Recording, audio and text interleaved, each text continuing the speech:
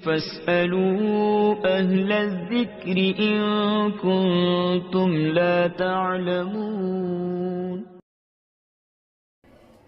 الحمد للہ رب العالمین والصلاة والسلام علی سید المرسلین اما بعد فاعوذ باللہ من الشیطان الرجیم بسم اللہ الرحمن الرحیم. الصلاة والسلام علیک یا رسول اللہ وعلی آلک واصحابک یا حبیب اللہ. الصلاة والسلام علیک یا نبی اللہ وعلی آلک واصحابک یا نور اللہ. قرآن کریم کے اندر سورہ توبہ کی آیت نمبر 59 میں اللہ تعالیٰ ارشاد فرماتا ہے وَلَوْ أَنَّهُمْ رَضُوا مَا آتَاهُمُ اللَّهُ وَرَسُولُهُ وَقَالُوا حَسْبُنَا اللَّهُ سَيُؤْتِينَا اللَّهُ مِنْ فَضْلِهِ وَرَسُولُهُ إِنَّا إِلَى اللَّهِ رَاغِبُونَ. اس کا ترجمہ سماعت فرمائیں اور اپنے ایمان کو تازہ کریں کہ کیا ہی اچھا ہوتا اگر وہ اس بات پر راضی ہو جاتے یا اس چیز پر راضی ہو جاتے جو اللہ اور اس کے رسول نے انہیں عطا فرمایا. عطا کس نے فرمایا؟ اللہ اور اس کے رسول نے. اب اللہ تعالیٰ خود تو آ کے عطا نہیں فرماتا. مطلب یہ ہے کہ اللہ تعالیٰ مالک ہے اور رسول پاک صلی اللہ تعالیٰ علیہ وآلہ وسلم کو عطا فرماتا ہے، پھر محبوب پاک علیہ الصلوۃ والسلام آگے تقسیم فرماتے ہیں. واللہ یعطی وانما انا قاسم. ما آتاہم اللہ، جو اللہ نے ان کو عطا کیا، ورسولہ، اور اس کے رسول نے عطا کیا. جن کے گمان میں یہ بات ہے کہ اللہ کا نبی کچھ نہیں دیتا، وہ اس آیت پہ غور و فکر فرمائیں. اچھا، کیا ہی اچھا ہوتا کہ وہ یہ اس بات پر راضی ہوتے، اس کام پر راضی ہوتے کہ جو اللہ اور اس کے رسول نے ان کو عطا کیا. وقالو، اور یہ کہتے حسبنا اللہ، ہمیں اللہ کافی ہے، تو میرے لیے اللہ ہی کافی ہے. یہ اس کو کہنا چاہیے جو اللہ اور اس کے رسول کو عطا کرنے والا مانتا ہو. رب تعالیٰ نے فرمایا اگر وہ یہ کہتے، یہ عقیدہ رکھ کر کہ اللہ بھی عطا کرتا ہے، اس کے محبوب تقسیم کرتا ہے، حسبنا اللہ کہتے، سیؤتین اللہ من فضلہ ورسولہ. یہاں بھی اگر تھوڑی سی بھی عقل مندی بندے کے اندر موجود ہے تو رب تعالیٰ فرماتا ہے کہ ان قریب اللہ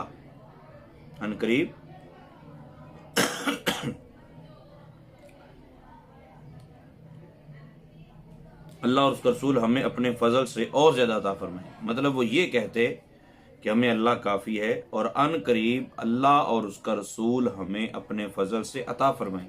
اب غور کریں کتنی زبردست بات. سیؤتین اللہ، کیا ہی اچھا ہوتا وہ اللہ تعالیٰ اور اس کے رسول کے دیے ہوئے پر خوش ہوتے اور ساتھ میں یہ کہتے کہ ہمیں اللہ کافی ہے اور ان قریب اللہ تعالیٰ اپنے فضل سے اور اس کا رسول ہمیں اور عطا کرے گا. اب عطا کرنے والا سیؤتین اللہ، پہلا یؤتی کا فاعل اللہ تعالیٰ اور پھر ورسولہ دوسرا فاعل رسول پاک صلی اللہ علیہ وسلم کی ذات، اور من فضلہ ہی ضمیر کا مرجع اللہ تعالیٰ کی ذات. تو اللہ اور اس کا رسول عطا کرنا، فضل اللہ کا ہی ہے، مالک و مختار اللہ ہی ہے، لیکن اللہ تعالیٰ نے اپنے محبوب پاک علیہ الصلوۃ والسلام کو پھر مالک بنایا اور رسول پاک صلی اللہ علیہ وسلم بھی اللہ کے فضل سے ہی غنی کرتے ہیں. تو سرکار کا دینا، نبی پاک صلی اللہ علیہ وسلم سے مانگنا، وہ حقیقت میں اللہ کا فضل ہی مانگنا ہے. حضرت سلیمان علیہ الصلوۃ والسلام نے جب آصف بن برقیہ والا معاملہ ہوا تو آصف بن برقیہ سے آپ نے کہا کہ لے کے آؤ وہ تخت، وہ لے کے آئے. خیر وہ ساری تفصیل ہے. اب حضرت سلیمان علیہ السلام نے منگوایا تو امتی سے، لیکن فرمایا ھذا من فضل ربی، یہ میرے رب کا فضل ہے. تو نبی سے مانگنا، نبی کا عطا کرنا حقیقت میں اللہ کا فضل ہی ہوتا ہے. اور اگر کوئی نہیں مانتا تو وہ اس آیت کے بارے میں پھر کیا کہے گا؟ یاد رہے کسی کو نفع پہنچانے یا کسی سے نقصان دور کرنے کی نسبت اللہ تعالیٰ کے نیک بندوں کی طرف کرنا بالکل جائز اور درست ہے. اور اس طرح کی نسبتیں قرآن پاک میں دیگر مقامات پر بھی موجود ہیں، جس طرح سورہ احزاب کی آیت نمبر 37 میں ہے انعم اللہ علیہ وانعمت علیہ، اللہ نے بھی اس پر انعام کیا اور آپ نے بھی اس پر انعام کیا. تو انعام کرنا یہ جس طرح اللہ تعالیٰ کی طرف اس کی نسبت، اس طرح رسول پاک صلی اللہ علیہ وسلم کی طرف کی نسبت۔ پھر اللہ تعالیٰ نے سورہ توبہ کی آیت نمبر 74 میں ارشاد فرمایا، 74 نمبر آیت میں رب تعالیٰ ارشاد فرماتا ہے کہ یحلفون باللہ ما قالوا، یہ رسول پاک صلی اللہ تعالیٰ علیہ وآلہ وسلم کے بارے میں کسی نے بدتمیزی کی تھی، کوئی جملہ بولا تھا، رسول پاک صلی اللہ علیہ وسلم کی تنقیص کا پہلو نکلتا تھا اس میں، تو رب تعالیٰ نے ارشاد فرمایا محبوب ان سے پوچھو۔ تو انہوں نے انکار کر دیا۔ رب تعالیٰ فرماتا یحلفون باللہ ما قالوا، وہ اللہ کی قسمیں اٹھاتے کہ انہوں نے ایسا نہیں کہا۔ رب تعالیٰ فرماتا وَلَقَدْ قَالُوا كَلِمَةَ الْكُفْرِ، حالانکہ انہوں نے کلمہ کفر بقائے، کلمہ پڑھتے تھے اس کے باوجود کلمہ کفریہ بولا۔ وَكَفَرُوا بَعْدَ إِسْلَامِهِمْ، اور اسلام لانے کے بعد بھی جو رسول پاک صلی اللہ علیہ وسلم کی توہین و تنقیص کرے گا وہ بھی کافر ہو جائے گا۔ وَهَمُّوا بِمَا لَمْ يَنَالُوا، اور انہوں نے جو چاہا تھا وہ ان کو نہیں ملا۔ مطلب یہ منافقین کی بات ہو رہی ہے کہ جو وہ حاصل کرنا چاہتے تھے اندر کھاتے بیٹھ کے اپنی بدتمیزیاں کرتے تھے، جب وہ سرکار دو عالم صلی اللہ علیہ وسلم پوچھتے ہمیں تم لوگوں نے یہ بات کی، نہیں ایسی تو کوئی نہیں کیا جی، سانوں تو پتہ ہی نہیں جی۔ تو اللہ تعالیٰ فرمایا جو وہ چاہتے تھے وہ ان کو نہیں ملا، اور ان کو عزت راس نہیں آ رہی۔ رسول پاک صلی اللہ علیہ وسلم کو اللہ تعالیٰ نے فرمایا وما ناقموا، اور ان کو یہی برا لگا نا، الا ان اغناہم اللہ ورسولہ من فضلہ، کہ اللہ اور اس کے رسول نے ان کو اپنے فضل سے غنی کر دیا، یعنی اللہ نے بھی غنی کیا اور اس کے رسول نے بھی غنی کیا۔ اغنا کا فاعل اللہ بھی اور اس کا رسول بھی۔ تو مطلب صاف صاف ہے کہ حقیقت میں سب کچھ اللہ کا ہے، اور اللہ تعالیٰ کی عطا سے اس کا محبوب صلی اللہ تعالیٰ علیہ وسلم بھی غنی کرتے۔ تو ایک بات تو یہ ہے کہ رسول پاک صلی اللہ تعالیٰ علیہ وآلہ وسلم کی تنقیص کرنے والا، توہین کرنے والا، وہ اسلام بھی قبول کر چکا ہو تب بھی وہ کافر ہو جاتا ہے۔ مگر یہ بات ڈیسائیڈ کون کرے گا؟ اس کے لیے حاذق طبیب سے رابطہ کیا جائے، کسی مفتی اسلام سے رابطہ کیا جائے، پوری ڈسکس کی جائے، پورے تحقیق و تدقیق کے ساتھ پھر مفتی اسلام فتویٰ دے، تو پھر اس کے بعد آپ اس کے بارے میں جس نے وہ توہین کی ہے اس کے بارے میں آپ عدالت میں جا کے دعویٰ دائر کر سکتے ہیں۔ عموماً ہوتا یہ ہے کہ پتہ ہوتا نہیں کہ توہین ہوئی ہے کہ نہیں ہوئی، اپنے دیے توہین سمجھتے ہیں اور جا کے عدالت میں دعویٰ دائر کر دیتے ہیں، اور ایسے لوگوں کی وجہ سے 295 کا قانون جو ہے وہ خطرے میں پڑا ہوا ہے۔ اللہ تعالیٰ جو نہیں جانتے ان کو جاننے کی توفیق عطا فرمائے، اور جو جانتے ہیں ان کو صحیح بات آگے پہنچانے کی توفیق عطا فرمائے۔ اللہ تعالیٰ ہمارے ملک پاکستان کی خیر فرمائے اور ملک پاکستان میں نظام مصطفیٰ کا نفاذ فرمائے۔ اس کے لیے ضروری نہیں ہے کہ کوئی خاص بندہ ہی ہوگا، اللہ تعالیٰ نے جس کو بھی حکومت عطا فرمائی ہے، جس سے بھی اللہ تعالیٰ کام لینا چاہے وہ لے سکتا ہے۔ بس دعا کیجیے اللہ تعالیٰ ملک پاکستان میں نظام مصطفیٰ کا نفاذ فرمائے۔ اسی طرح بات یہ ہم کر رہے تھے کہ نفع اور نقصان پہنچانے اور نقصان سے بچانے کی جو نسبت ہے وہ اللہ کے ولیوں کی طرف کی جا سکتی ہے، پیاروں کی طرف کی جا سکتی ہے۔ اللہ تعالیٰ نے فرشتوں کو ہمارا محافظ و نگہبان بنایا، اللہ کے حفاظت کرنے والا اللہ تعالیٰ خود ہے، جبکہ اس کے باوجود سورہ رعد کے اندر اللہ تعالیٰ ارشاد فرماتا ہے لَهُ مُعَقِّبَاتٌ مِّن بَيْنِ يَدَيْهِ وَمِن خَلْفِهِ يَحْفَظُونَهُ مِنْ أَمْرِ اللَّهِ، کہ آدمی کے لیے اس کے آگے اور اس کے پیچھے بدل کر باری باری آنے والے فرشتے ہیں جو اللہ کے حکم سے اس کی حفاظت کرتے ہیں۔ اب حفاظت تو اللہ کرتا ہے، لیکن حفاظت کی نسبت اللہ کے پیاروں کی طرف کر دی ہے۔ پھر دوسری جگہ فرمایا وَيُرْسِلُ عَلَيْكُمْ حَافِظًا، یہ سورہ انعام کی آیت نمبر 61 ہے، اس میں بھی فرشتوں کے نگہبان ہونے کی بات ہے۔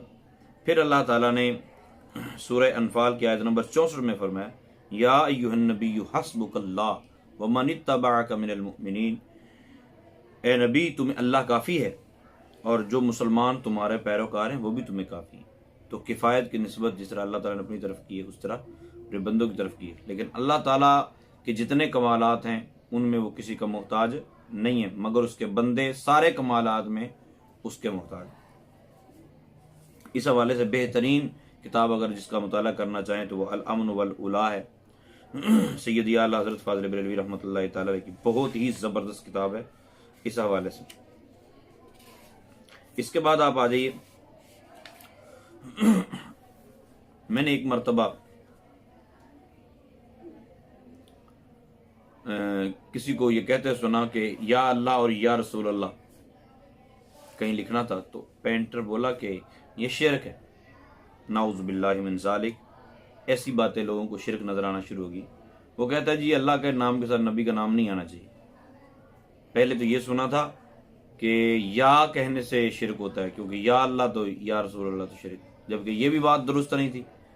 یا قریب کے لیے بھی آتا ہے، بعید کے لیے بھی آتا ہے، یا زندہ کو پکارنے کے لیے بھی آتا ہے، یا مردہ کو پکارنے کے لیے بھی آتا ہے۔ رسول پاک صلی اللہ علیہ وسلم تو ویسے ہی زندہ ہے، آپ نے وصال فرمایا، آپ کو وفات ہوئی آپ کی، لیکن وہ آنے واحد میں ہوئی، اور پھر ایسی زندگی ملی جو اس زندگی سے بھی باکمال۔ بہرحال اب جو احباب یہ سمجھتے ہیں کہ یا اللہ کے ساتھ یا رسول اللہ لکھنے سے شرک ہو جاتا ہے، ان کے لیے چند باتیں میں عرض کرتا ہوں۔ قرآن پاک میں سورہ نساء کی آیت نمبر 13 میں ہے وَمَن يُطِعِ اللَّهَ وَرَسُولَهُ، اللہ تعالیٰ نے اطاعت میں اپنے ساتھ اپنے رسول کو رکھا۔ اور پھر اس کے بعد والی آیت نمبر 14 میں اللہ تعالیٰ نے نافرمانی کے حوالے سے بھی اپنے ساتھ اپنے محبوب کو رکھا۔ اللہ تعالیٰ کی نافرمانی ڈائریکٹ تو بندہ کر ہی نہیں سکتا، رسول پاک صلی اللہ علیہ وسلم ہی بتائیں گے نا کہ یہ اللہ کا فرمان ہے، تبھی تو نافرمانی ہوگی۔ تو اللہ تعالیٰ نے فرمایا وَمَن يَعْصِ اللَّهَ وَرَسُولَهُ، جس نے اللہ اور اس کے رسول کی نافرمانی کی۔ مطلب یہ ہے کہ محبوب کی نافرمانی حقیقت میں اللہ کی نافرمانی، جس طرح وَمَن يُطِعِ اللَّهَ وَمَن يُطِعِ الرَّسُولَ فَقَدْ أَطَاعَ اللَّهَ، محبوب کی اطاعت کرنا اللہ تعالیٰ کی اطاعت کرنا۔ پھر سورۃ المائدہ کی آیت نمبر 33 میں اللہ تعالیٰ فرماتا ہے الذین یحاربون اللہ ورسولہ، جو اللہ اور اس کے رسول سے لڑتے ہیں۔ اب اللہ سے تو کوئی نہیں لڑ سکتا نا جا کے، لیکن رسول سے لڑنا اللہ تعالیٰ نے فرمایا یہ مجھ سے لڑنا ہے۔ اللہ نے اپنے نام کے ساتھ محبوب کا نام رکھا۔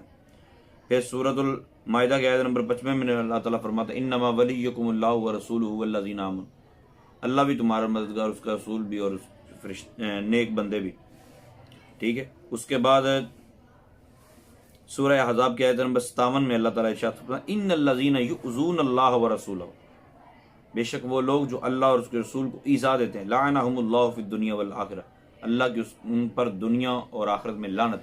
اب مجھے بتاؤ کہ اللہ تعالیٰ کو کوئی ایذا دے سکتا ہے؟ نہیں۔ محبوب کو ایذا دینا اللہ تعالیٰ نے فرمایا یہ مجھے ایذا دینا۔ سورۃ الحجرات کی آیت نمبر 1 اللہ تعالیٰ فرماتا ہے یا ایھا الذین آمنوا لا تقدموا بین یدی اللہ ورسولہ، اے ایمان والو اللہ اور اس کے رسول سے آگے نہ بڑھو۔ بھئی اللہ سے آگے کیسے کوئی بڑھ سکتا ہے؟ لیکن محبوب سے آگے بڑھنا ہی اللہ تعالیٰ نے فرمایا یہ مجھ سے آگے بڑھنا۔ پھر سورۃ الحشر کی آیت نمبر 4 ہے، فرمایا ذالک بانہم شاقوا اللہ ورسولہ، اللہ اکبر، یہ اس لیے ہے کہ انہوں نے اللہ اور اس کے رسول کی مخالفت کی۔ مخالفت میں بھی اللہ تعالیٰ نے محبوب کی مخالفت کو اپنی مخالفت فرمائی۔ وینصرون اللہ ورسولہ، پھر اللہ تعالیٰ نے سورہ حشر کی آیت نمبر 8 میں فرمایا کہ وہ لوگ اللہ اور اس کے رسول کی مدد کرتے ہیں۔ اللہ کی مدد کوئی کیسے کر سکتا ہے؟ محبوب کی مدد کرنا، محبوب کے ساتھ ساتھ چلنا، تو یہ حقیقت میں اللہ تعالیٰ کی مدد کرنا۔ اولئک هم الصادقون، یہی سچے لوگ۔ پھر سورہ منافقون کے اندر آیت نمبر 8، یہ بڑی انٹرسٹنگ ہے، وَلِلَّهِ الْعِزَّةُ وَلِرَسُولِهِ، ایک جگہ فرمایا کہ ساری عزتیں اللہ کے لیے ہیں۔ اب اس آیت کو لے کر کوئی بولے کہ باقی سارے ذلیل ہو گئے، تو یہ بھی عقل مندی نہیں ہے۔ ہاں، اس کا مطلب کیا ہے کہ ساری عزتیں اللہ کی ہیں، اللہ مالک ہے سب عزتوں کا، لیکن پھر وہ جسے چاہتا دیتا ہے۔ اور کس کس کو دیتا ہے؟ اللہ تعالیٰ نے فرمایا عزت میرے لیے بھی، عزت میرے رسول کے لیے، وللمؤمنین، اور میرے نیک بندوں کے لیے بھی عزت۔ تو اللہ تعالیٰ نے اتنی جگہوں پہ اپنے محبوب کے نام کو اپنے نام کے ساتھ رکھے، تو شرک نہیں ہو۔ اللہ عقل سلیم عطا فرمائے۔ ایسے ہی بیٹھے بیٹھے لوگ شروع ہو جاتے ہیں کہ جناب یہ بھی شرک ہو گیا، یہ بھی شرک ہو گیا۔ اس کے بعد سورہ توبہ کی آیت نمبر 65 دیکھیے، اللہ تعالیٰ ارشاد فرماتا ہے وَلَئِن سَأَلْتَهُمْ، پہلے اس کی شان نزول سن لیجئے، یہ تفسیر مدارک اور تفسیر در منصور کے اندر بھی موجود ہے۔ خلاصہ یہ ہے اس شان نزول کا کہ غزوہ تبوک میں جاتے ہوئے منافقین کے 3 گروپوں میں سے 2 رسول کریم صلی اللہ علیہ وسلم کے بارے میں مذاق اڑاتے ہوئے کہہ رہے تھے کہ ان کا خیال ہے یہ روم پر غالب آ جائیں۔ کتنا عجیب خیال ہے۔ ایک گروپ بولتا ہے نہیں یار ہم ایسی بات نہیں کرتے، لیکن ان کی مذاق میں شریک ہو جاتے۔ تو نبی پاک صلی اللہ علیہ وسلم نے ان کو بلایا، فرمایا تم ایسے کہہ رہے تھے؟ نہیں، ہم تو مذاق کر رہے تھے، ہم ایسے لگے ہوئے تھے، سوچ رہے تھے ایسا ہو سکتا ہے، مذاق کرتے۔ اس پر یہ آیت کریمہ نازل ہوئی۔ دوسرا شان نزول یہ ہے کہ کسی کی اونٹنی گم ہو گئی، اس کی تلاش تھی، سرکار دو عالم صلی اللہ علیہ وسلم نے فرمایا یہ علم غیب، سرکار نے فرمایا فلاں جنگل میں فلاں جگہ اونٹنی کھڑی۔ تو اس پر ایک منافق کہنے لگا لو ہمارے بارے میں تو پتہ نہیں ہے کہ ہم یہاں ساتھ ساتھ پھر رہے ہیں اور محمد غیب کی خبریں بتا رہے ہیں، بھلا اس کو غیب کی کیا خبر؟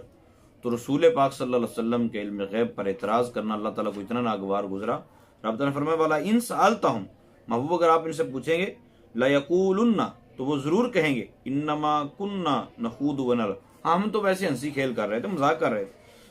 قل، محبوب ان کو فرماؤ اب اللہ و آیاتہ و رسولہ، کیا اللہ اور اس کی آیتوں اور اس کے رسول سے کنتم تستہزئون، تم مذاق کرتے ہو، تمہیں شرم نہیں آتی؟ رب تعالیٰ نے فرمایا لا تعتذروا، بہانے نہ بناؤ، قد کفرتم بعد ایمانکم، ایمان کے بعد تم نے کفر کیا ہے۔ اللہ اکبر۔ تو اللہ تعالیٰ کو یہ چیز بڑی ناگوار ہے کہ کوئی اس کے محبوب کو معاذ اللہ ثم معاذ اللہ جاہل گئے۔ یاد رکھیے گا کہ جو بندہ یہ عقیدہ رکھتا ہے کہ رسول پاک صلی اللہ تعالی وسلم کو بالکل علم غیب نہیں، بالکل علم غیب نہیں، تو ایسے شخص کے بارے میں بہت خطرناک باتیں وہ انشاءاللہ علم غیب کے عقیدے کے حوالے سے جب باقاعدہ کلاس آئے گی تو اس میں تفصیلی عرض کی جائیں گی۔ اللہ تعالیٰ نے جنتیں بنائی، فرمایا یہ سورہ توبہ اس کی آیت نمبر 72 میں وعد اللہ المؤمنین والمؤمنات، اللہ تعالیٰ نے مؤمن عورتوں اور مردوں سے جنت کا وعدہ کی، تجری من تحتها الانہار، اور اس کے نیچے نہریں بہتی، خالدین فیہا، اس میں ہمیشہ رہیں گے، ومساکن طیبۃ فی جنات عدن،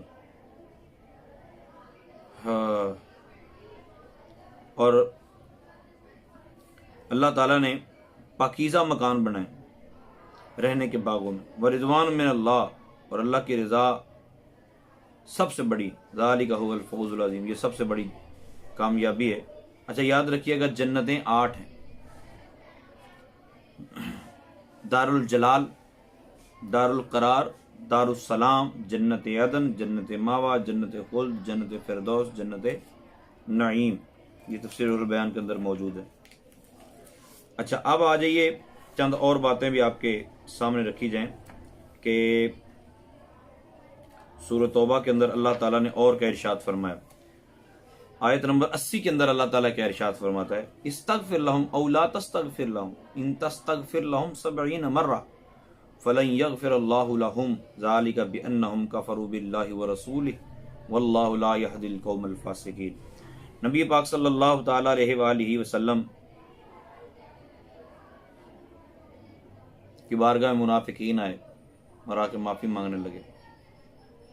جب نفاق ظاہر ہو گیا، اعلان ہو گیا، یا رسول پاک صلی اللہ تعالی وسلم نے منافق کا جنازہ پڑھا اور اس کے لیے بخشش کی دعا کی اور فرمایا میں 70 بار بھی کروں گا، اللہ تعالیٰ نے فرمایا تم ان کے لیے معافی مانگو یا نہ مانگو، اگر آپ ان کے لیے 70 بار بھی استغفار کریں اللہ تعالیٰ ہرگز ان کو معاف نہیں کرے گا۔ اب اس آیت کو لے کر بعض لوگ یہ سمجھتے ہیں، یہ آیت نمبر 80 ہے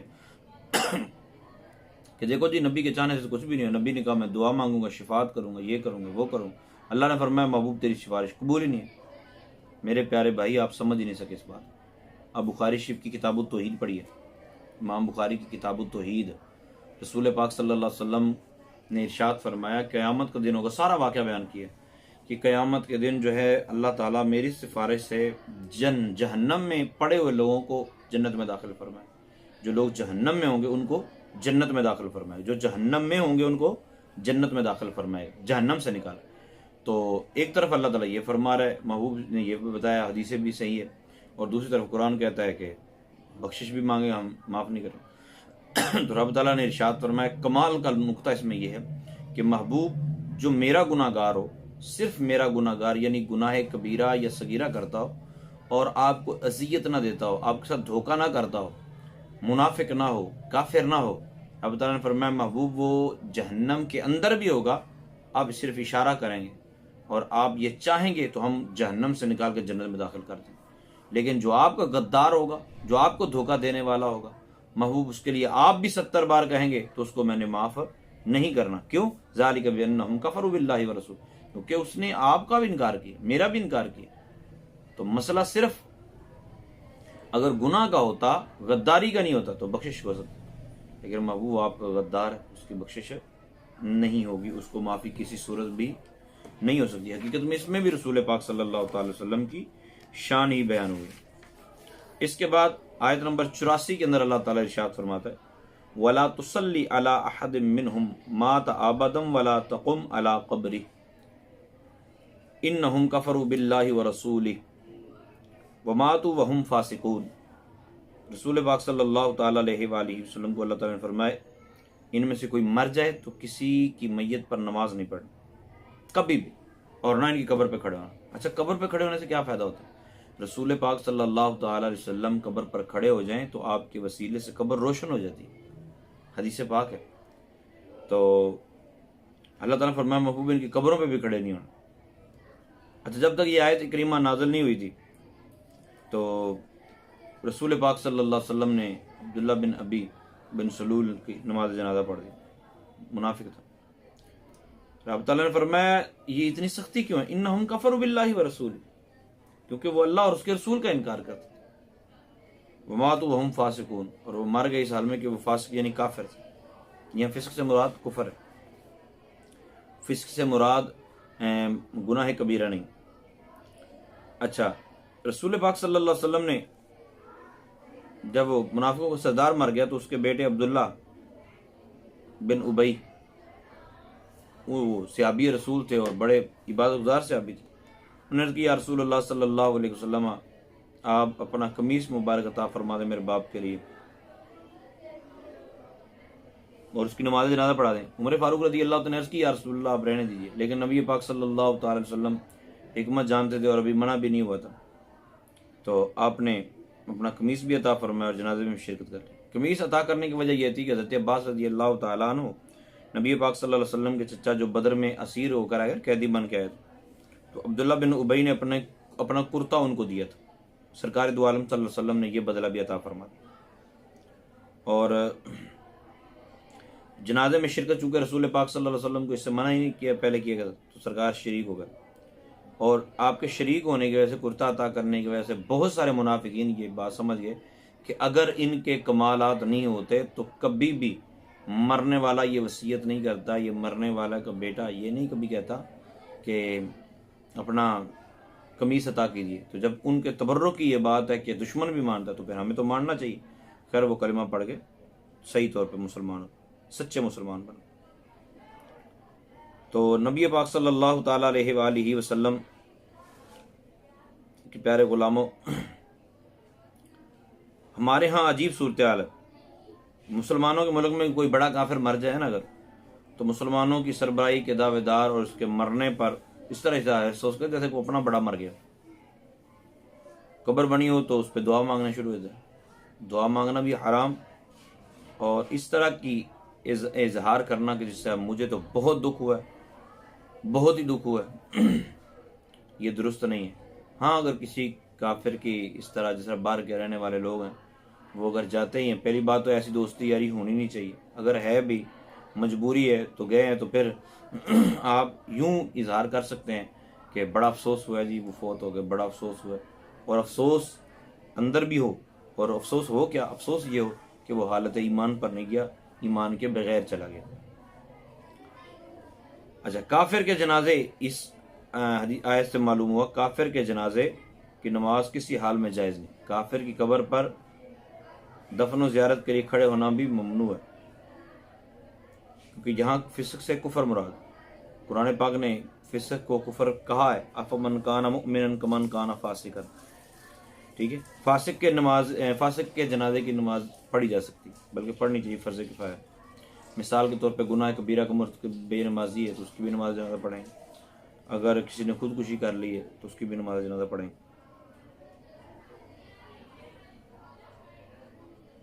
جب کوئی کافر مر جائے اور اس کا ولی مسلمان ہو تو اس کو چاہیے کہ مسنون طریقے سے اس کو غسل نہ دے، اس پر پانی بہا دے، نہ مسنون کفن اس کو دے، بلکہ اتنے کپڑے میں لپٹے جس سے اس کا ستر ڈھمپ جائے. ٹھیک ہے، ستر ڈھانپ کر اور ستر چھپ جائے تو پھر اس کو سنت کے مطابق دفن نہ کرے، بلکہ گڑھا کھود دے، اس کے اندر رکھ کے اوپر مٹی ڈال دے۔ تو اللہ تعالیٰ کی بارگاہ میں دعا ہے اللہ تعالیٰ ہم سب کو مسلمانوں کے لیے دعائے خیر کرتے رہنے کی توفیق عطا فرمائے۔ اللہ تعالیٰ میری آپ کی تمام امت مسلمہ کی کامل بخشش فرمائے۔